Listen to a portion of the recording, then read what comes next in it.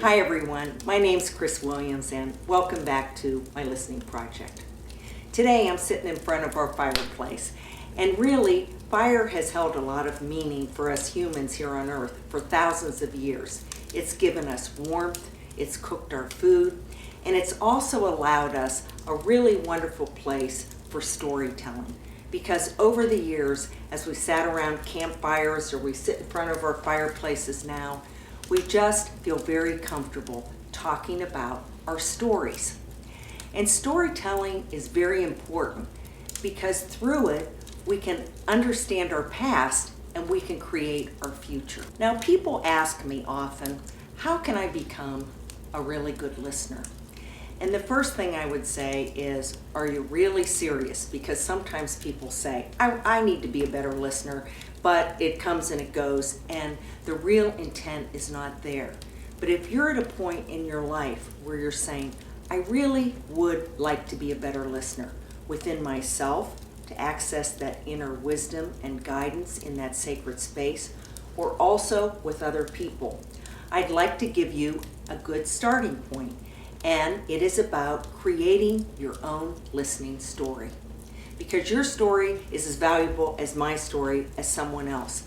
And we have so much to offer one another. Now, you don't have to write a book like I did to write your listening story. You just need one piece of paper.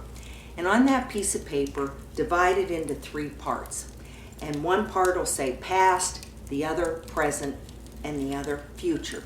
So what I would ask you to do is to think about back in your childhood. What did you learn in your childhood about listening? What did you learn from other family members? Who did you go to when you needed a really good listener? Where did you go to just have your own quiet time? What kinds of observations can you reflect on then in terms of your childhood? And then also moving along as you moved along in life. What other significant listening experiences did you have? You might say, I had one of the most powerful listening experiences in my life when I went to a national park. Or it could have been a more negative situation where someone didn't listen to you. And you're just jotting those things down. You can put them as bullet points. So you have the past. Now you look at the present. And I would say to you, what kind of a listener do you think you are today?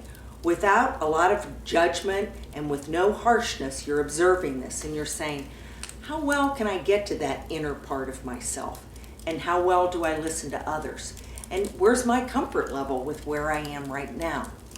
Now there's a dividing point because we've got the past and the present, and that provides an understanding to a doorway now to the future where we are literally shaping our listening story in possibly new ways because we've done that review. So we're looking at the future and we're saying, what kind of a listener am I really striving to be? In the best case scenario, what would that be like? How would I look at accessing my inner self and how would that feel? And how would I conduct myself with other people? So you've taken a look at that, and when you move to the future, you are making a conscious choice, which is very powerful to make this, to say, I'm moving into a new way of being. And as I said, you're really reshaping your future in terms of listening. You've broken with the past, you've seen the present, and now you're moving forward. I'd ask you to think about this, to really take a look at your own listening story and where you want to go in the future and how you're hoping that will make your life more meaningful, more with purpose, and more joyful as you move forward. Thank you so much for being with me today by the fire and creating our listening story. May the listener in each of us grow and flourish. Thank you so much.